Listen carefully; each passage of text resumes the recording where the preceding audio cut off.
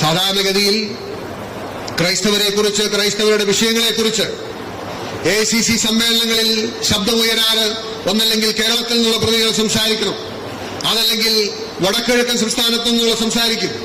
പക്ഷേ ഈ കഴിഞ്ഞ AICCയിൽ മധ്യപ്രദേശിൽ നിന്നും, ഒറീസയിൽ നിന്നും, ഛത്തീസ്ഗഡിൽ നിന്നുമുള്ള കോൺഗ്രസ് നേതാക്കന്മാർ പറഞ്ഞ ഒരു കാര്യം ഞാൻ കേട്ടിട്ടാണ് വരുന്നത്. അവർ പറഞ്ഞു, ഈ നാളത്തെയും BJP ഈ രാജ്യത്തെ മുസ്ലിം സഹോദരന്മാരെയാണ്, മുസ്ലിം സമുദായത്തെയാണ് വേട്ടയാടിയിരുന്നത് എങ്കിൽ ഇന്ന് വളരെ തുച്ഛമായ ചെറിയ ജനസംഖ്യ മാത്രമുള്ള ഞങ്ങളുടെ സംസ്ഥാനത്തെ ക്രൈസ്തവ സമൂഹങ്ങളെയും സമുദായത്തെയും ക്രൈസ്തവ സഹോദരന്മാരെയും ഇവർ നിരന്തരം വേട്ടയാടുകയാണ് എന്ന് പറഞ്ഞു. എന്നിട്ട് അവർ പറഞ്ഞു, പലപ്പോഴും അവർ ആക്രമിക്കപ്പെടുമ്പോൾ അവർ വിളിക്കുന്നത് കോൺഗ്രസ് നേതാക്കന്മാരെയാണ്. നിങ്ങൾ ഓർക്കണം, മധ്യപ്രദേശിലും മഹാരാഷ്ട്രയിലും ഛത്തീസ്ഗഡിലും ഒറീസയിലും മറ്റൊരു പാർട്ടിയെയും മറ്റൊരു നേതാവിനെയും ക്രൈസ്തവർക്ക് വിളിക്കാനില്ല. അവരാരും കടന്നു വന്നിട്ടില്ല. ഇതുപോലൊരു ചെറിയ ഹാളിൽ 10-50 പേരൊന്നിച്ചിരുന്ന് പ്രാർത്ഥിക്കുമ്പോ അപ്രതീക്ഷിതമായി 10-100 പേര് കടന്നു വന്ന് അവിടെയുള്ള എല്ലാം അടിച്ചു തകർത്ത് ബൈബിൾ വലിച്ചു കീറി നിങ്ങളിവിടെ മതപരിവർത്തനം നടത്തുകയാണ് എന്ന് പറഞ്ഞ് അവരെ തല്ലിയൊടിക്കുന്ന സംഭവം 1 അല്ല 2 അല്ല 9 അല്ല, ഒരുപാട് വടക്കേന്ത്യയിൽ ഉണ്ടാകുന്നുണ്ട്. നമ്മൾ അറിയുന്നില്ല, അന്വേഷിക്കുന്നില്ല.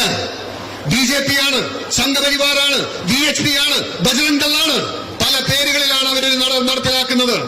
എന്നിട്ടിവിടെ വഖഫ് ബില്ല് കൊണ്ടുവന്നിട്ട് BJP-ക്കാരൻ പറയുകയാണ്, മുനമ്പത്തെ ക്രൈസ്തവ സഹോദരന് വേണ്ടി, ക്രൈസ്തവർക്ക് വേണ്ടി ഞങ്ങൾ കൊണ്ടുവന്ന ബില്ലാണെന്ന് പറയുമ്പോ അത് നിഷ്കളങ്കമായി വിശ്വസിച്ചു പോകുന്ന ക്രിസ്ത്യാനികളുണ്ട് എങ്കിൽ നമ്മൾ അവരോട് പറയണം, ഈ സമൂഹത്തെ വേട്ടയാടാൻ മുന്നിൽ നിൽക്കുന്നത് ഈ രാജ്യത്താരും നമുക്ക് ശത്രുക്കളായില്ല.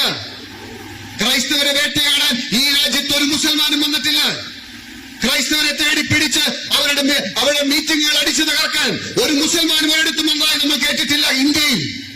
പക്ഷെ ഇന്ത്യയിൽ അത് വന്നത് ഈ VHPയും ബജറംഗദളും സംഘപരിവാറും BJPയുമാണ് എന്ന് പറയാനുള്ള ആർജവം ഇവിടുത്തെ കോൺഗ്രസുകാരുണ്ടാകണം. എന്നിട്ട് വഖഫ് ബില്ലിന്റെ പേരിൽ ക്രൈസ്തവനെ സംരക്ഷിക്കാൻ ഞങ്ങളാണ് എന്ന് പറയുന്ന ഈ സംഘപരിവാറിനെ നമുക്ക് തുറന്നു കാണിക്കാൻ കഴിയണ്ടേ? എവിടെയെങ്കിലുമൊക്കെ ആശങ്കകൾ ഉണ്ടാക്കാൻ, എവിടെയെങ്കിലുമൊക്കെ സംശയങ്ങൾ ജനിപ്പിക്കാൻ ആസൂത്രിതമായ പ്രക്രിയ നടക്കുകയാണ്. ഒരു പുതിയ ഓർഗനൈസേഷനാണ് കാസ എന്ന് പറയുന്നത്. മുഖമില്ലാത്ത സംഘടനയാണ്. ആരാണെന്നറിയില്ല, എവിടെ നിന്നാണെന്നറിയില്ല. നിരന്തരം ഫേസ്ബുക്കിൽ ഇങ്ങനെ കാസയുടെ പേരിൽ ക്രൈസ്തവർക്ക് വേണ്ടി ഇങ്ങനെ മുറവിളി കൂട്ടിയാണ് മുസൽമാന്മാർക്കെതിരെ. ആർക്ക് വേണ്ടി?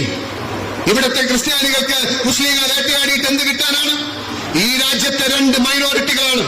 മണിപ്പൂരിൽ നിന്നും വന്ന കോൺഗ്രസിന്റെ MP, അദ്ദേഹത്തിന്റെ പ്രസംഗം കേരളത്തിലെ ക്രിസ്ത്യാനികൾ കേൾക്കണമായിരുന്നു.